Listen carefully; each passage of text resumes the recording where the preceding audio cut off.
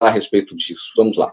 De acordo com o Ministério da Saúde, o Brasil soma 5.083 mortos pela Covid-19.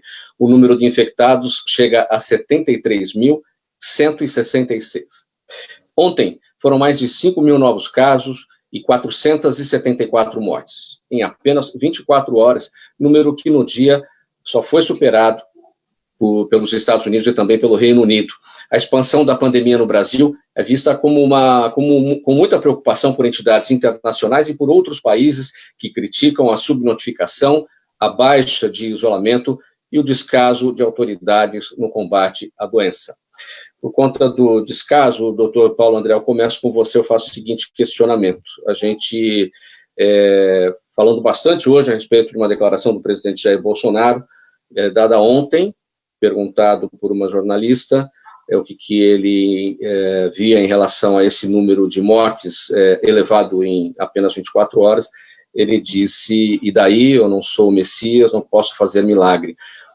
Que tipo de implicação isso tem de acordo com a área do direito à saúde onde você atua? Mauro, em primeiro lugar, a gente espera uma conduta de coordenação nacional que deve partir do Ministério da Saúde com relação aos demais entes federados. É óbvio que, com relação à saúde, todos os entes têm capacidades e competências para delimitar as políticas e as práticas necessárias para enfrentamento da Covid, isso inclusive de acordo com a lei excepcional da Covid, dentro desse estado pandêmico que estamos vivenciando, mas sem a coordenação nacional efetiva, eficaz, que é internalizada pela maioria das pessoas pelas palavras do chefe do Poder Executivo, isso acaba gerando confusões, e isso pode incrementar a crise, aumentar o número de casos, dificultar o enfrentamento em diversas áreas. A gente precisa de como já o anterior ministro da Saúde mencionou, um discurso único, que possa ser ouvido por todos e que tenha uma coerência, que tenha um fundo de solidariedade envolvido e que as pessoas adiram a esse entendimento de modo a não gerar um caos maior, né? Nós superamos os casos da China de mortes na data de ontem. O recorde diário foi superado também, segundo o que foi mencionado. Estamos com cerca de 5.000 mortos e a China teve pouco mais de 4.500 mortos na sua contabilidade divulgada. Então a gente tem aí uma situação que é extremamente preocupante, não se trata de uma gripezinha, e isso a grande maioria das pessoas já entendeu. Sim. Cíntia, você mora na Espanha, eu queria que você fizesse um relato exatamente onde você está e qual que é a situação da Covid por aí. Mauro, eu estou em Cartagena, uma cidade no sul da Espanha. Ela foi relativamente menos atingida pelo clima mais ameno, não tão frio, como o clima, por exemplo, de cidades como Madrid, que foram atingidas praticamente ainda no inverno. Mas nós estamos começando a ver a diminuição de casos, a diminuição do número de mortes, já baixou consideravelmente, né? Houveram semanas em que houveram 1.000 mortes por dia, e agora a gente tem cerca de 300. Então, as medidas de isolamento começam a se relaxar, a partir de semana que vem, mais relaxamento em algumas medidas. Então, nós estamos vendo já o princípio do final da crise. Sim, a Espanha, eu tenho números aqui, é o segundo país com o maior número de casos, 213 mil, são 24.275 mortes. Cíntia, pegando aqui essa situação do Brasil como exemplo, como é que você enxerga aí o posicionamento das autoridades em relação à união em torno do problema? Aqui a gente vê a briga política nas diversas esferas de atuação dos governos, especialmente naquele desentendimento em relação ao que fazer, preservar vidas ou abrir a economia. Quem vai morrer? Pessoas ou a economia vai morrer, né? E aí como é que funciona? Aqui esse tipo de discussão ele também está presente, né? Não é uma discussão ou um problema político só no Brasil. Aqui também os diversos partidos eles estão no mesmo tipo de crise entre medidas mais ou menos restritivas de isolamento. Eu, particularmente, não vejo uma dicotomia tão grande entre saúde e economia, né? Nós temos, por exemplo, agora um pouco mais de 5 mil mortes no Brasil, né, até o momento, e são preocupantes, certamente, quando a gente analisar os dados epidemiológicos dessas mortes, comparada a outras mortalidades no Brasil, haverá um excesso, assim como houve na pandemia de gripe suína de 2009, então é uma situação preocupante, é uma situação que requer a atenção coordenada dos diversos órgãos, mas ela deve ser levada em contexto também, né? Nós temos, por exemplo, no mês de abril, todos os anos, cerca de 100, 110 mil mortes por mês no Brasil, né? Cerca de 12, 13 mil mortes por doenças respiratórias, 1.000 suicídios. Então, eu acredito até que a Tati, né, uma das convidadas, vai falar sobre essa questão do pânico das pessoas. É muito importante o respeito às medidas preconizadas, mas também levar em contexto o que está acontecendo, né? O número de mortes por outras causas que superem mais de 20 vezes o que a gente está vendo. Então, quando eu digo que eu não vejo essa dicotomia entre economia e saúde tão acentuada, é porque em saúde pública, em nossas análises epidemiológicas, a gente vê normalmente que para cada ponto que a gente cai no PIB, né, no GDP, a gente tem um aumento muito grande de mortalidade infantil, de mortalidade materna, de pessoas que, enfim, não conseguem tratamento adequado pela diminuição da capacidade de investimento público em saúde, pela baixa arrecadação. Então, ela é uma discussão muito interessante, necessária, né, mas e está presente. Aqui também ela está bastante presente nesses termos que eu estava colocando. Carlos Florentino, pegando o gancho aqui da Cíntia, ela não vê grande dicotomia entre saúde e a economia. Por que os nossos governantes não estão conseguindo levar o assunto sem grande dicotomia? Nós temos aqui essa pandemia, ela basicamente criou e afetou uma tríade que eu considero importantes para a construção da nossa sociedade. Então, ela mexe aqui com a questão da saúde, né, da economia e da sobrevivência. Consequentemente, mostrou para nós todos que a raça humana, embora seja uma raça dominante, que está no topo da cadeia alimentar, ela possui grandes deficiências, né, ela é vulnerável. Então, nós somos uma raça com bastante vulnerabilidade.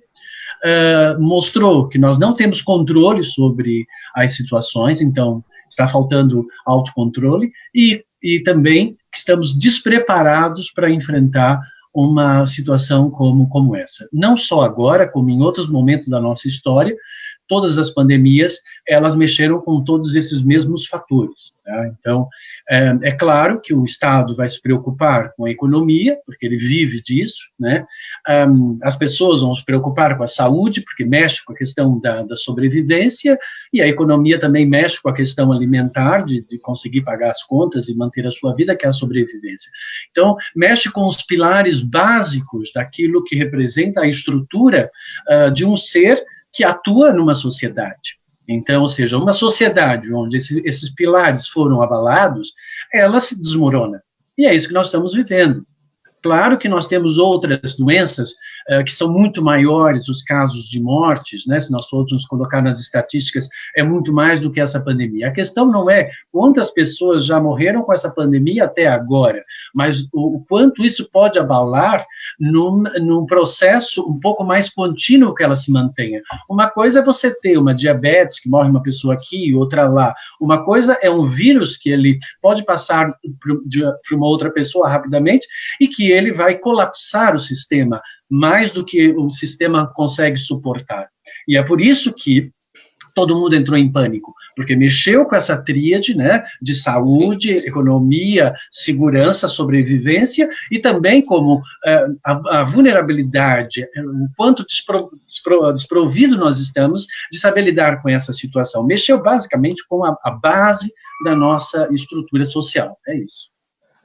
Tati, qual é a implicação? As pessoas têm medo de pegar a doença, têm medo que seus familiares peguem a doença, que seus amigos peguem a doença, as pessoas também têm o medo de perder o emprego, ou de até ter o emprego, mas de não ter o que receber, ou seja, o medo está presente. Qual é a implicação disso no dia a dia das pessoas em relação à saúde mental e em relação à saúde física? Porque quando o psique não está bom, nada vai bem também. Exatamente. Na psicologia a gente fala da psicossomática, né? O corpo reage àquilo que a gente sente. E medo é inato, né? Se a gente for parar para analisar, os homens primitivos sentiam medo quando iam caçar, e aquilo ou motivava ou desmotivava. Então, assim, é muito particular tudo isso que tem acontecido, né? Eu falo com milhares de pessoas quase que o tempo inteiro, né, pelo Instagram, e vejo gente evoluindo demais com a situação, inclusive empreendedores que se reinventaram, como eu já comentei com você, e tenho visto gente se agarrando assim, na barra da saia da epidemia e culpando algumas situações por conta disso, né? Então, como é muito particular, e a gente estava falando anteriormente, né, que dependendo da minha experiência, a minha personalidade, eu vou agir mentalmente de maneira positiva ou negativa, mas o medo é aquilo que aprisiona, e todos nós temos. Quem é um paciente uma pessoa que está em grupo de risco, está temendo por isso, o familiar que tem que sair para trabalhar, porque tem empresas que não liberaram, né, vai ficar mais vulnerável, aquela pessoa da sua casa que precisa ir ao supermercado, então, assim, gerou mesmo aquele cenário e aquela sinergia do medo, né, por conta aí das informações. E, por exemplo, vocês estão comentando, né, existem várias doenças que matam diariamente, mas o Covid, ele é diferente, né, a gente fala que ele é um inimigo invisível, a gente não sabe muito sobre ele, né, como que pega, se fica realmente na superfície, se a minha imunidade aguentaria, né, se o meu corpo de atleta resiste a isso, mas a gente vê atleta que ficou gravemente mal com isso, então as pessoas elas vão se alimentando dessas informações e vão gerando, sim, o medo, né, de contrair ou ser um portador para os seus familiares. E no caso do ser humano, né, da nossa existência, não há dicotomia. Corpo e alma, saúde e mente são uma coisa só. Íntegros, são íntegros. Eu preciso estar com essa integridade, mas é mega difícil. É super difícil que isso acontece, principalmente agora. Então eu posso ser super religioso e tem pessoas que estão sofrendo porque não podem ir à igreja. Algumas acreditam que a sua intimidade com Deus está se você estiver dentro, né, da casa de Deus. Então está muito difícil para algumas pessoas que foram privadas, né, de terem isso. Então existem N situações, ou as pessoas que realmente querem estar trabalhando, não em casa, não em home office, querem estar ali presente nas reuniões, o filho, né, a gente não quer ensinar o nosso filho online, a gente quer que ele tenha a presença dos amigos, a presença do professor, que ele interage, a gente não quer tirar isso das crianças, né, então a gente está com mais medo do que a gente está perdendo, do que a gente poderia reinventar neste momento. Então a gente costuma fazer isso, o ser humano, né, ou a gente está lá no passado, vendo as coisas que a gente tinha, ou a gente está com medo do futuro, quando se a gente voltasse para o agora, a gente verificaria tudo que nós temos agora para enfrentar isso de uma maneira altamente positiva. Muito bem, você acompanha o programa Gente que Fala, aqui na Rádio Trianon AM 740 de São Paulo e também no litoral pela Rádio Universal AM 810 de Santos. Venha com a gente nas redes sociais, nas páginas do programa Gente que Fala no Instagram e também no Facebook. Faça as suas perguntas no WhatsApp pelo 973350038 ou pelas redes sociais. Seguindo aqui com mais um tema do programa Gente que Fala, que é o seguinte: o livro Pandemias, Saúde Global e Escolhas Pessoais começa perguntando ao leitor se podemos comparar pandemias e surtos de doenças infecciosas a desastres naturais, como terremotos, tsunamis e furacões, ou não.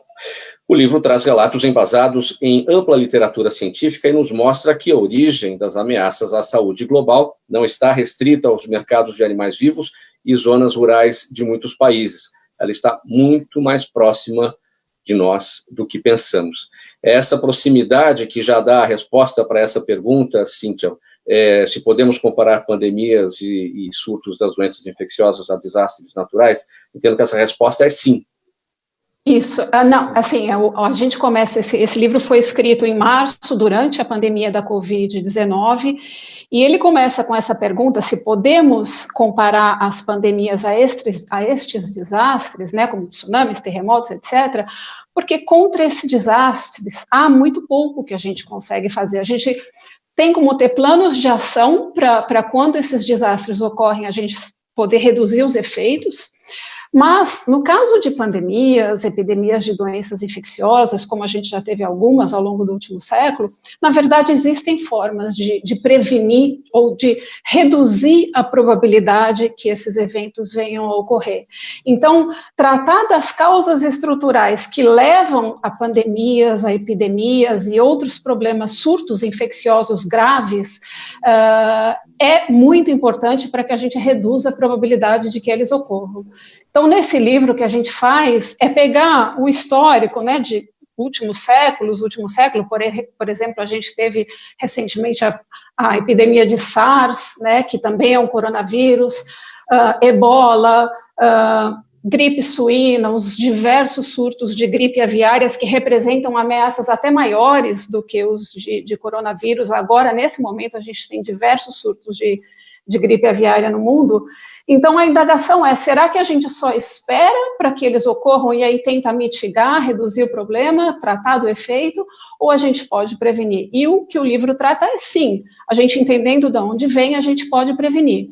E eles vêm, basicamente, de duas fontes, né? Estes são patógenos, são vírus que estão presentes na fauna silvestre, em animais selvagens, e que pularam, né, foram transmitidos para humanos de duas formas, basicamente, né? Claro, não são as únicas, mas são as principais. Então, através do contato direto com animais silvestres, então, por exemplo, nos mercados de animais vivos, né, foi o caso do SARS, é agora o caso da Covid, e através de animais domesticados, que servem como ponte entre os vírus que estão presentes na fauna silvestre e a população humana. Então, esse foi o caso da gripe suína de 2009, esses são os vários casos de surtos de gripe aviária que representam uma ameaça que os epidemiólogos vêm alertando o mundo já fazem vários anos, né? Então, a gripe aviária, por exemplo, ela mata mais de 50% das pessoas que são contaminadas, né? É um perigo eminente e pode ser que em algum momento do futuro a gente venha experimentar uma pandemia muito pior do que a da Covid. Então, tratar desse problema da forma como nós temos esses sistemas alimentares, sejam mercados de animais vivos em países do Sudeste Asiático e outros locais do mundo, seja através da criação intensiva de animais para consumo, principalmente porcos e galinhas, a gente precisa tratar disso para evitar esses desastres no futuro, porque a frequência com que eles vêm ocorrendo num mundo tão interconectado como é o mundo que a gente vive hoje, é muito preocupante, né? Então a gente não pode só sentar e esperar. Tatiana, como ficar positivo neste momento em que muitas pessoas reclamam que não aguentam mais ver números de mortes, números de casos confirmados, e essa é uma necessidade. O nosso trabalho da imprensa é levar esse tipo de informação não como alerta, não como alarme, mas como alerta. As pessoas precisam saber, até para saber como elas devem agir. Sim, eu acredito que a saúde mental, né, o seu equilíbrio você conhece, né? Embora algumas pessoas ficam, né, desestabilizadas, algumas já tinham depressão ou já tinham uma situação agravante, né, e isso intensificou. Inclusive, é muito interessante que eu estava vendo esses dias os divórcios, né, aumentaram nos países, porque as pessoas precisaram ficar nas suas casas, que era algo que a gente mais visita a nossa casa do que ficava nela. E aí, o que você tem que fazer? Né? Uma dica de especialistas, você começar a filtrar informações. você precisa sim estar ciente de tudo que está acontecendo, né? Você precisa, principalmente na sua cidade, o que houve ali, quais são os dados, quais são as informações, e você escolher pelo menos uma informação diária. Você não fique se alimentando o tempo inteiro disso, porque existem vários programas de TV, existem várias emissoras, né, as que são criticadas ou não, então escolhe um programa, então escolhe um site, escolhe um jornal, e pelo menos uma vez ao dia consulta essas informações para você também não ficar alienado. Porque quando a gente não tem as informações, eu sei que a mídia, ela quer passar as informações para que a gente consiga entender qual é o meu papel. Hoje, o meu papel é ficar em casa, a quarentena, é respeitar isso. Então, se eu não entender que é importante eu ficar aqui para eu te proteger e você me proteger, eu não estou vendo o que está acontecendo, por exemplo, os dados de ontem foram assustadores, mas eles têm que ser divulgados. Se eu não sei disso, hoje mesmo, com esse sol que está aqui, eu falo, vou dar uma saidinha assim, imagina, isso aí é exagero. Aí eu olho lá na política, falo, o meu, né, enfim, está dizendo que isso vai acontecer mesmo. Então, eu acabo agregando a informação que é privilegiada para mim. Então, eu, como grupo de risco, eu vou respeitar. Ou se eu não tenho nenhum grupo de risco na minha casa, eu vejo muito isso, as particularidades, né? As pessoas estão solidárias, elas estão solidárias, mas muitas delas pensam apenas no seu próprio desejo, no seu próprio cenário. Então, se eu não tenho ninguém para me preocupar, eu não estou no grupo de risco, eu vou no mercado, sim. Então, eu vou passear no parque. Então, a ideia é, escolha, pelo menos uma vez ao dia, uma informação, né, que seja um jornal, uma revista ou um site. Carlos e Dr. Paulo André, primeiro, Carlos, nós vamos sair disso melhores ou piores do que entramos? Eu acho que nós entramos já nesse processo porque a nossa sociedade já estava desestruturada, né? E eu digo que o mal do século não é a ansiedade, mas sim a solidão. As pessoas estavam solitárias, as pessoas estavam cada uma no seu mundo, tentando atingir objetivo para se autoafirmarem, e ficou tudo muito volátil, tudo muito fácil, né? Então, hoje em dia, você tem um relacionamento por um aplicativo, as coisas elas ficaram muito superficiais, nada muito profundas. Então, hoje, com o isolamento social, basicamente, o vírus só mostrou aquilo que nós já estávamos solitários, nós já estávamos isolados, as nossas saídas eram apenas para suprir interesses pessoais. Portanto, existe uma falta de solidariedade, de amorosidade, de tolerância e uma série de outras atitudes e comportamentos que realmente favorecem uma relação na sociedade de maneira a equilibrá-la melhor, né? Então, quando a nossa colega aí falou, a Cíntia, sobre a questão de prever as coisas, há duas formas de você aprender com as experiências, né? Uma delas é pela catarse, né? Como filósofo a gente sabe disso, ou você vai pelo mal-estar, pela perda, pela ruptura, pela morte, pela doença, pela queda, ou você aprende por aí, ou você aprende pela pré-consciência, né? A pré-consciência leva para a consciência. Então, há pessoas que conseguem fazer essa via mais fácil e mais favorável à vida e à existência. Infelizmente, outras pessoas, elas não fazem essa via, elas preferem ir pela catarse, elas preferem, às vezes, passar por esse mal-estar. Essa preferência não é porque as pessoas fazem de propósito, porque propósito é um atributo da consciência. As pessoas fazem porque elas são inconscientes, porque se elas tiverem consciência, elas não vão fazer isso. Então, quando nós vemos, por exemplo, um chefe de Estado, né, falar o que você mencionou há pouco, percebe-se que existe aí uma deficiência nessa questão da amorosidade, do respeito, né, e uma série de outros atributos que são e fazem parte de quem tem moral e ética, né? Lembrando que nós, seres humanos, nós somos animais também. Então, nós temos um lado amoral e nós temos um lado moral. O lado moral está ligado à consciência, e o lado amoral, ele não tem consciência do que ele faz, ele vai aprendendo à medida dos seus erros, e a partir daí ele vai fazendo os seus acertos. E eu acho que essa experiência que todos nós estamos vivendo mostra aquilo que eu já falei, a nossa vulnerabilidade e uma hipótese de nós aprendermos com isso. Eu acho que sim, podemos sim sair muito mais fortes disso tudo. Eu espero que consigamos sair mais amorosos, porque eu acho que é isso que está faltando na nossa sociedade. Paulo André, sairemos mais amorosos? Você concorda com o Carlos? Mauro, eu acredito que a gente vai sair melhores como um povo, como uma nação, como uma humanidade, desde que tomemos as medidas e as escolhas corretas, né? Vamos pensar que é possível tomar medidas corretas na política.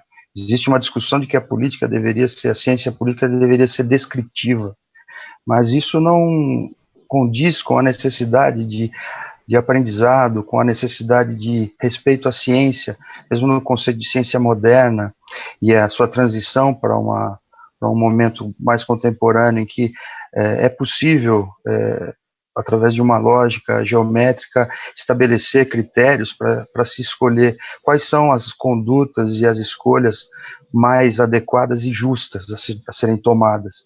E isso deve ser levado como prioridade, não é porque um Estado tem a sua soberania que ele pode, através de seus membros, tomar decisões aleatórias, arbitrárias e irracionais.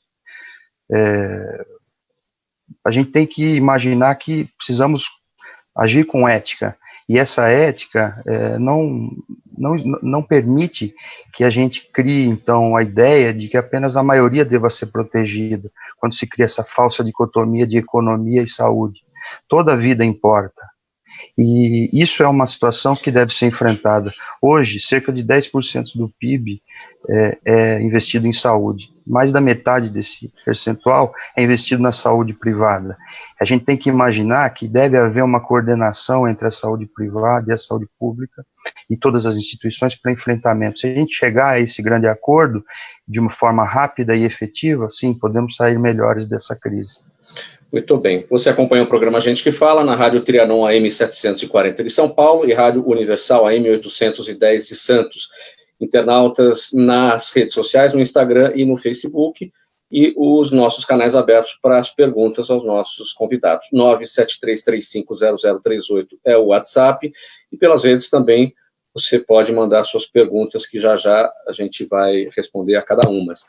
Agora, a situação é a seguinte: o nosso tema é a situação inédita de confinamento e distanciamento social por causa de um vírus em pleno século XXI está causando outra pandemia, é a do sofrimento. Segundo psicólogos, essa trama atual inclui estresse, desconfortos, desequilíbrio emocional, quebras de rotinas e até medos. Isso tudo causará problemas psicológicos novos e agravará o estado emocional das pessoas que já tinham algum transtorno, além de gerar conflitos entre aqueles que não tinham o hábito de ficar tanto tempo em família. Primeiramente, Tatiana Sabina, quais são as dicas para a gente levar em consideração no dia a dia o tempo todo estar com a família? Está e não está, né? Porque as pessoas estão trabalhando, às vezes cada uma no computador, fazendo uma atividade diferente, mas estão no mesmo ambiente. Sim, eu acredito que nós já estamos, né, há mais de um mês, assim, e muitas pessoas já se adaptaram à situação, porque nós nos adaptamos, né, em tudo que a gente vai fazer. Então é inerente que a gente esteja numa situação e a gente vai criando mecanismos para se sair dela. Então eu acho que positivamente as pessoas já se acostumaram com essa situação ou já se adaptaram, mas muitas que já tinham, né, alguma situação ali mais desafiadora, consequentemente isso potencializou. Estando dentro, né, de uma casa, eu vejo que algumas mulheres, né, estão passando por algumas dificuldades com seus companheiros, né, de causas mais graves. Então, o que era ruim se intensificou. Embora algumas pessoas acharam mega positivo ficarem com seus filhos em casa, cozinharem juntos, né, estarem em família. E eu até digo assim que tem pessoas que estão na quarentena confinadas com pessoas que elas gostam. Então, pessoas se descobriram e outras, né, que já tinham alguma situação, potencializaram aquilo de uma maneira bem difícil. Eu até li alguma coisa sobre que o caos aí da pandemia se parece até com um ato de guerra. O que acontece? Eu posso parecer super acessível a todas essas mudanças, achar que me adaptei, mas quando tudo isso acabar, aí sim eu posso desencadear algum transtorno de estresse pós-traumático, porque isso é um trauma. Eu perdi o meu emprego, Eu deixei de fazer as coisas que eu gostava, e aí hoje aquilo ainda não está absorvendo, né, na minha personalidade, mas daqui a um tempo, quando tudo isso acabar, eu posso sim ter aí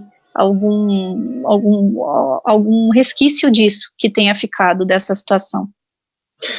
Tatiana, no teletrabalho, o que as pessoas devem levar em consideração para que a mente entenda que você está no momento da sua atividade profissional em casa, como se você estivesse na empresa? Você está em home office, mas está trabalhando. Sim, nós precisamos ser treinados o tempo inteiro, né? Eu falo que é igual pensamento positivo. Pensar positivamente que isso tudo vai dar certo é igual tomar banho. Eu tenho que acordar amanhã de novo com fé, de novo com esperança, de novo determinando, né, que aquilo vai mudar e, lógico, praticando ações para isso. Então, a primeira coisa é, crie uma rotina.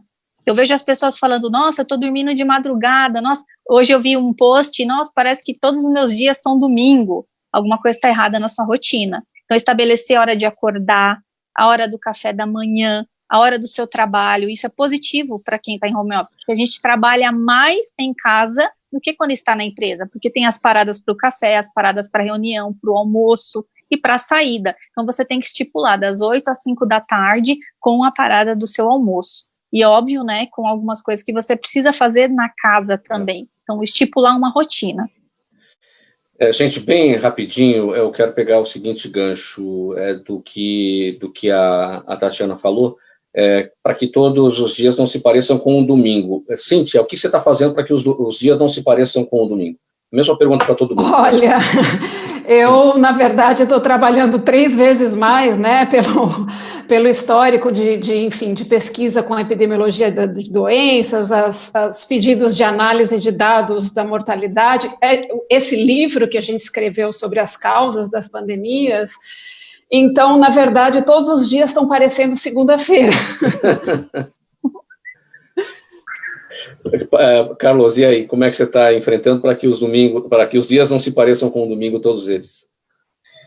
Bem, eu adoro trabalhar, né? Então, para mim, todo dia é um dia de trabalho. Para mim, não tem sábado, não tem domingo, todo dia é um dia de trabalho. Eu encaro como um dia para eu produzir coisas. Eu sou uma pessoa muito criativa, eu às vezes acordo de madrugada com ideias, eu escrevo essas ideias, de manhã eu acordo com ideias e já estou anotando essas ideias para desenvolver ao longo do dia.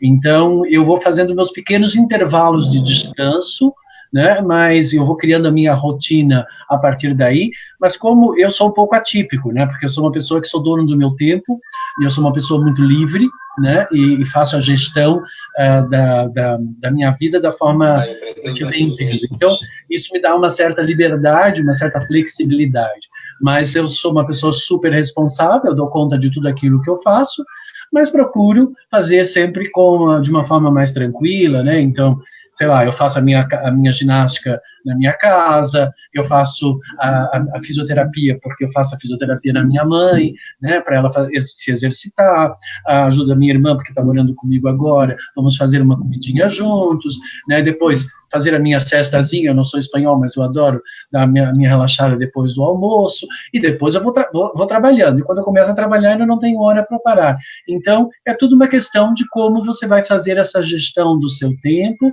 de maneira a conseguir produzir, porque nós precisamos estar ocupados, porque a mente não ocupada, ela começa a pensar muita besteira, não é bom.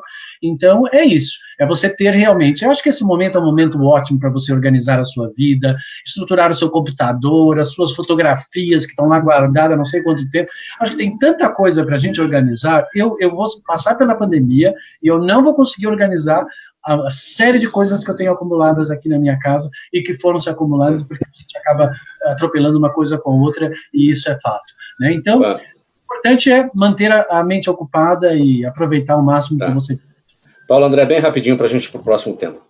Eu tenho seguido mais ou menos o que a Tati falou, eu tenho mantido uma rotina bastante fixa, com horário de início das atividades de manhã, café da manhã, almoço, jantar,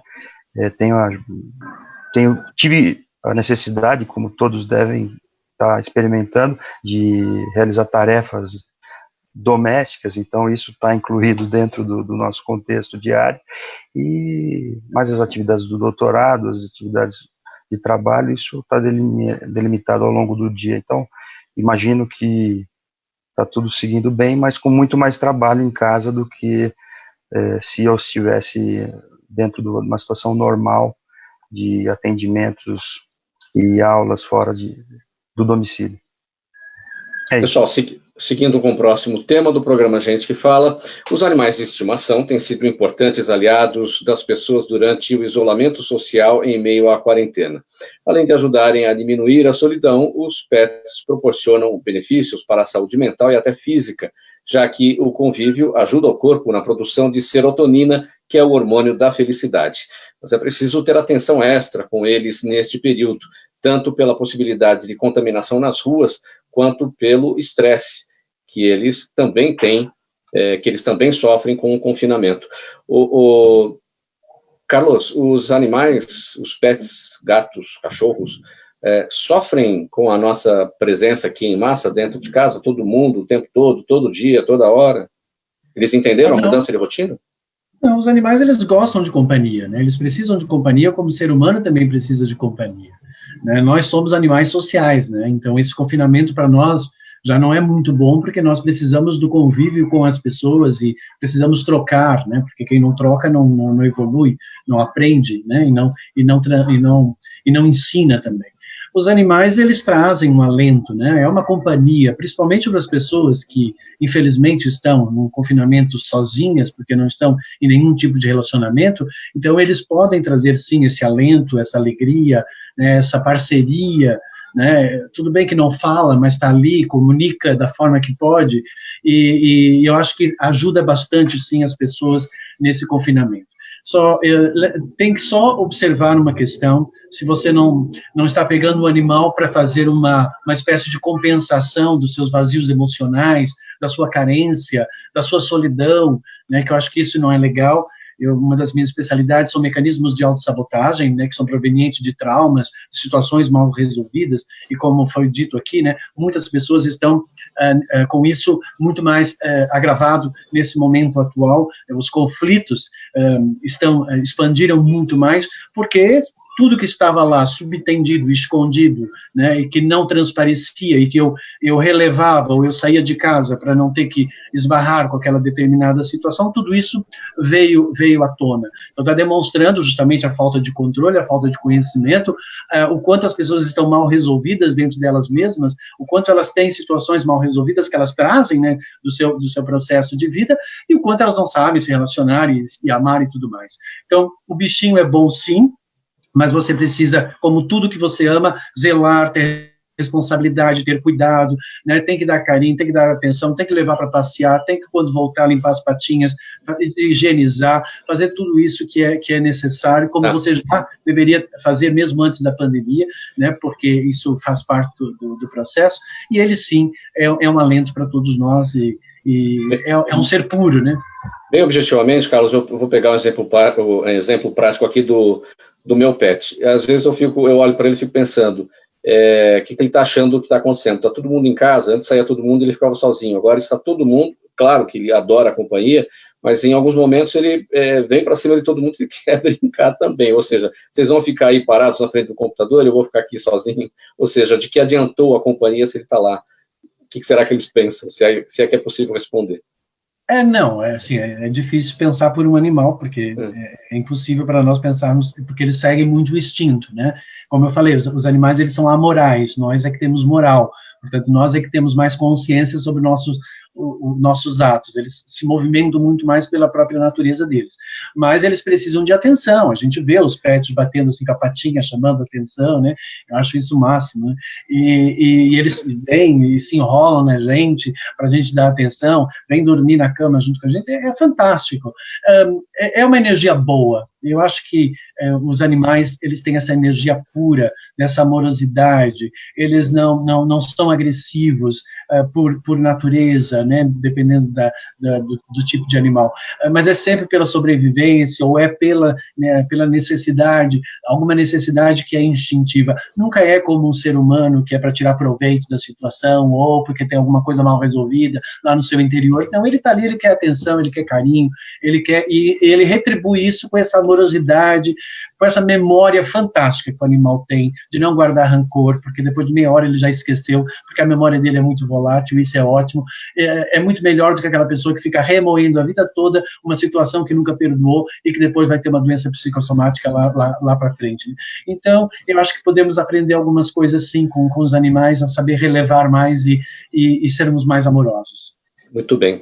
Paulo André, a Agência Nacional de Saúde Suplementar informou que está garantida a cobertura pelos planos de saúde de tratamento aos pacientes com coronavírus. Segundo a ANS, o tratamento independe do resultado laboratorial e deve ser indicado a partir do diagnóstico clínico feito pela equipe médica. Só que pairam muitas dúvidas no ar aí. Quais são os direitos, Paulo André, dos pacientes, dos clientes dos planos de saúde neste momento de pandemia de coronavírus? Então, Mauro, a situação da pandemia, ela tornou o atendimento dos planos de saúde também uma situação diferente, né? Hoje a gente tem suspensão, por exemplo, pela ANS, dos tratamentos de internação eletiva, por exemplo, aqueles tratamentos que podem ser agendados e que não têm urgência ou emergência médica. E isso acaba alterando o atendimento das pessoas que precisam fazer uma consulta, precisam de algum procedimento que seja realizado, mas não tem essa natureza de urgência. Os prazos para atendimento também foram duplicados. Apenas os atendimentos de urgência e emergência estão mantidos como imediatos, né? Então, já tem decisões judiciais entendendo que qualquer situação de Covid já é para ser entendida como urgente, até pelo fato de que ela pode ter uma evolução muito rápida para o paciente e até o risco que esse paciente oferece para os demais. Então, o atendimento não pode deixar de ser feito. Com relação aos testes de Covid, a gente tem visto que a realidade é de falta de testes, né? Então, o Brasil comprou uma série de testes rápidos do exterior, muitos ainda não chegaram, são milhões de testes. Os testes rápidos, eles são pouco sensíveis, eles não têm condição de atestar com certeza o acometimento pelo vírus, a não ser em situações em que o paciente já está na fase aguda, porque eles vão buscar por anticorpo, e esse anticorpo muitas vezes ele está ausente, dependendo do momento em que é feito o teste. Então, o teste padrão ouro aí seria o teste de PCR, que está em falta também, né? E isso tem sido feito para os pacientes mais graves. Inclusive, Paulo André, já que você falou na questão dos testes, ontem a Anvisa aprovou a realização dos testes rápidos em farmácias e drogarias, que são esses testes sorológicos, né, para furar o dedo e colher ali o sangue, e a incidência de falso negativo aí é muito grande. Essa medida é fundamental, ou você acha que não vai levar muita coisa? Não? Olha, eu acredito que seja importante, né? Nós temos poucas variáveis para mexer nessa situação da pandemia, para tentar evitar o contágio e achatar a curva, como já foi bastante mencionado por muitos especialistas, né?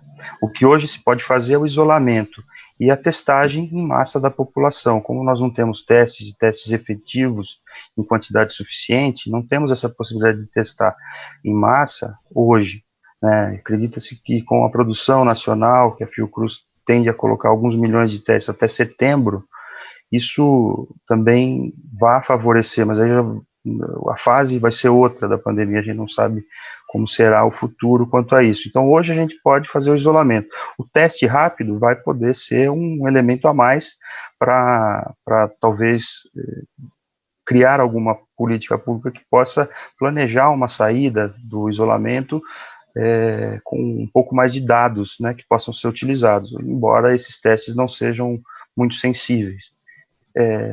A situação é realmente muito complicada.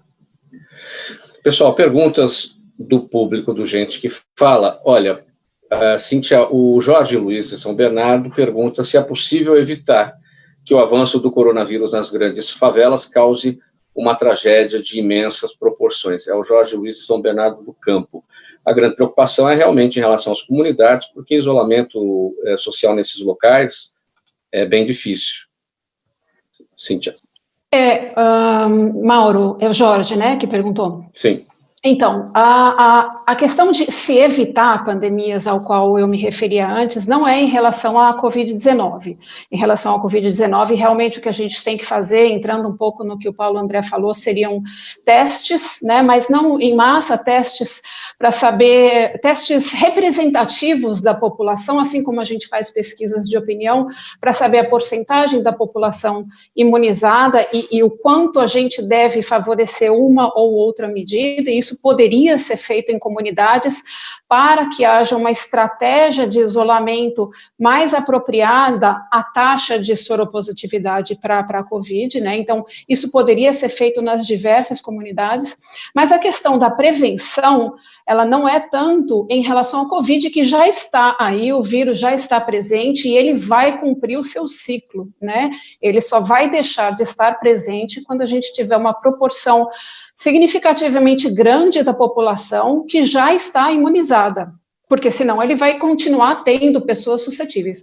A prevenção é em relação ao futuro. Então, o que a gente pode fazer para que esses eventos tenham menos chance de ocorrer no futuro? Nós, assim como a gente usa máscara, exerce a cidadania ou fica em casa para nos protegermos e proteger as comunidades, a gente também pode exercer essa cidadania, por exemplo, no supermercado, com as nossas decisões de compra e de alimentação. A proteína de origem animal, ela apresenta um risco de biossegurança muito maior. Né? Então, quando a gente escolhe o consumo de uma proteína de origem animal, claro que isso com muitas escolhas de muitas pessoas, a gente tem uma demanda maior por um sistema de produção que é um sistema de produção intensivo que acaba gerando esse risco. Né? Então, a questão da prevenção é para o futuro. Carlos Florencio, lá em Budas Artes, a Luciana pergunta se existe algum segredo para melhorar o sono em meio a tantos problemas diários. Sim, dormir tranquilo é importantíssimo. Né? Eu sei que quando muitas vezes a gente deita na cama e aí vai vindo todos aqueles pensamentos das coisas mal resolvidas, das preocupações, né, com as coisas que precisa se resolver e também com aquilo que vai poder, porventura, vir a acontecer. Né? Então, um bom exercício é você perguntar para você mesmo o que é que você está fazendo naquele momento. Onde é que eu estou? Eu estou na minha cama. O que é para fazer agora aqui? É para dormir. Eu vou conseguir resolver essas coisas todas? Não vou conseguir. Pegue uma caneta, pegue um bloco, escreva todas as suas ideias. Descarregue tudo ali, aí a sua mente já sabe que vai estar ali escrito, senão a sua mente vai ficar relembrando você constantemente, porque ela vai, principalmente uma mente que está acostumada a cobrar, que tem aquela divisão, onde tem um cobrador que está sempre julgando e apontando as falhas e não só. Então, se você tem esse tipo de divisão mental, convém você escrever tudo, perguntar onde eu estou, agora é para dormir, fecha os olhos, faz um exercício respiratório, começa relaxando desde os pés até a cabeça, relaxando tudo e durma. Amanhã você resolve o próximo episódio da nossa história. Larissa da Barra Funda pergunta para você, Tatiana, as empresas poderiam oferecer algum tipo de orientação emocional aos trabalhadores que estão trabalhando a partir de casa? Como é que isso poderia ser feito, esse trabalho de atendimento? Tatiana? Você está fechada, o microfone está fechado. Oi. Vamos lá. Desculpa. Eu sou a favor de toda a área de recursos humanos ter lá o seu cantinho, né, destinado ao profissional psicólogo. Eu acho que é algo que não se tem nas organizações, eu já trabalhei em inúmeras, né, que é esse amparo. Nesse momento, seria essencial ter lá, né, a sua empresa ter uma estrutura para conseguir até online mesmo amparar esses profissionais que reduziram as suas jornadas, reduziram os seus salários e às vezes vão ter que parar alguns projetos, né, tirar filho de escola de inglês, então se reestruturar inteiro, ou até aqueles mesmos, né, como a gente falou, tem gente que está entrando em crise na quarentena numa casa confortável, e as comunidades, né, as pessoas que não conseguem nem ter um ambiente confortável para se estabelecer dentro de uma quarentena. Então, as empresas deveriam sim, e se a sua empresa tem a área de recursos humanos, eu sugiro você a solicitar esse tipo de amparo, né? As empresas, a maioria delas tem, né, os psicólogos dentro ali de um contexto, e alguns fazem essa parte de saúde mental organizacional, mas não são todas as empresas, e aí seria algo para se pensar, né, nesse momento, para se estruturar no futuro, porque até no momento de demissão, não tem que ser o seu líder que faz essa demissão. Imagine você ser desligado da sua empresa nesse momento de crise, o que não vai acarretar para você? Não tem que ser o seu chefe, ele não tem que trazer os números do coronavírus, teria que ser um profissional, sim, da área da saúde, com todos os cuidados ali, te preparar para o seu possível desligamento e te assessorar também a possíveis vagas no futuro. Então, assim, não são todas as empresas que têm isso, mas a maioria deveria dar esse amparo, sim, de saúde mental para os seus colaboradores. Doutor Paulo André, a Vera Cruz está no Facebook, ela não diz onde ela está, mas a pergunta veio pelo Facebook. Ela perguntou: o governo proibiu recentemente o reajuste dos planos de saúde por causa da pandemia. Aí a pergunta dela: mas será que esse aumento não será inevitável em breve, devido ao aumento da procura e dos custos das operadoras? Paulo, a questão dos reajustes é um pouco complexa, porque existe aí uma recomendação da ANS aos planos de saúde para que não reajustem, e isso não foi aceito muito bem pelas operadoras, né, nos próximos 90 dias. E não existe uma determinação efetiva ainda nesse sentido. Nós temos alguns projetos de lei, de iniciativa de vários deputados, na Câmara Federal sendo discutidos, que incluem, inclusive, esse impedimento do reajuste durante o estado da pandemia e também o cancelamento de contratos de inadimplentes, além de suspensão de algumas cláusulas que possam restringir o atendimento. Mas isso ainda não está definido, tá? É óbvio que no momento atual, os custos de saúde, custos médicos que vão ser levados em conta para o reajuste de 2020 são os do ano anterior. Então a gente não teria um repasse de reajustes fora do contexto histórico no ano de 2020. Mas para 2021 em diante, certamente esse aumento do custo dos insumos e dos materiais e dos serviços de saúde vão refletir em reajustes futuros a partir de 2021. Isso parece ser inevitável. Por outro lado, as pessoas podem, na medida do desequilíbrio contratual, buscar uma repactuação desses contratos, mas isso provavelmente vai ser resolvido, na maioria dos casos, através de ações na justiça. Paulo André, você está com a palavra? Sua despedida, sua mensagem final, o que fica da nossa conversa? Olha, agradeço a participação, eu fiquei muito feliz com o convite. Com relação à atuação da saúde, imagino que a gente precise realmente de uma coordenação nacional. É necessário que as entidades sejam valorizadas, as entidades de saúde. Hoje se discute muito a questão do Sistema Único de Saúde, a sua valorização, isso há muito tempo já vem sendo discutido. É realmente um sistema de grande qualidade, é um dos maiores sistemas de saúde do mundo, gratuitos e universais. O maior programa de vacinação gratuita do mundo é o brasileiro, atinge uma população imensa. Se uma pessoa cai na rua, é acidentada, provavelmente vai ser socorrida pelo SAMU, que também é financiado com parte do orçamento da saúde. Isso deve ser valorizado. Deixa eu aproveitar e pegar um gancho aí, bem rapidinho, porque os outros também têm que se despedir. Você falou da discussão em torno do SUS. Essa discussão também está acontecendo lá no Reino Unido. O nosso Sistema Único de Saúde é inspirado lá no modelo inglês. E Boris Johnson acabou de passar aí pelo problema da Covid-19 e já está vendo com outros olhos a valorização do sistema. Isso é um divisor de águas aqui para o Brasil também, a partir de agora? Eu espero que sim. Eu acho que essa questão da valorização é importante. Nós temos que imaginar que 25% da população é atendida pelos planos de saúde, 75% pelo SUS. Fora aqueles que são atendidos no SUS e devem ser reembolsados pelo plano de saúde. E a quantidade de leitos particulares é superior à do SUS. O próprio percentual do PIB destinado às entidades privadas é maior do que o destinado ao sistema único.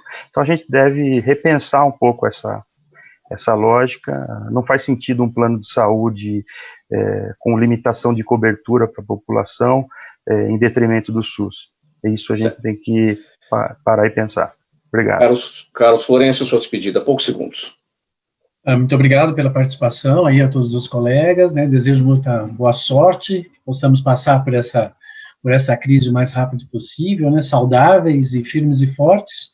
E é isso, né? Vamos pensar positivo, vamos em frente, e acho que agora é o momento para você fazer aquela limpeza interior, organização no seu interior. Agora você tem tempo, não está perdendo tanto tempo, né, andando de um lado para o outro aí na sociedade, no trânsito. Então, eu acho que esse é o momento para você aprender a aprimorar os seus relacionamentos, aprimorar o seu interior e investir no seu desenvolvimento. É isso que eu espero. Sim. Cíntia. Vamos lá. Muito obrigada, Mauro, ouvintes da Trianon e da Universal, foi um prazer estar aqui. Eu também desejo que a gente passe por essa crise o mais rápido possível, que as pessoas tomem esse tempo para se reinventar, se fortalecer e se formar para o mundo pós-pandemia, que vai ser um mundo talvez mais difícil economicamente, e para pensar também, isso pode ter sido uma amostra de problemas dos quais a gente não está livre, e nossas decisões diárias de consumo interferem nesse risco. Então, é um momento de reflexão. Tatiana Sabina, palavra final. Oi, quero agradecer a oportunidade e dizer para vocês, continuem fazendo planos, criem rotina, eu digo que todo mundo precisa ter uma missão e um propósito de vida. Qual é o seu agora? Ajude alguém, faça alguma coisa positiva, leia, veja museus pelo Google, faça alguma coisa, deixe sua cabeça totalmente ocupada nesse momento. Essa é a minha dica aí para a gente avançar isso. Muito obrigado pela presença de todos vocês, em nome da equipe do programa Gente que Fala, obrigado pela gentileza de nos atender, o Carlos Florencio, a Tatiana Sabina, a Cíntia Schuch-Paim e o Dr. Paulo André Stein Messetti. Na mesa de som do programa Gente que Fala hoje, o Sérgio Souza, que é também o nosso gerente técnico na Rádio Trianon, apresentação minha, Mauro Friesman, pauta e redação Pedro Schiavon, a diretora de produção é a Zenilda Salvato, o Ricardo Godoy, nosso jornalista aqui no apoio da nossa sala de videoconferência, a direção-geral do programa do jornalista Fausto Camunha, e do outro lado do rádio, do outro lado da internet,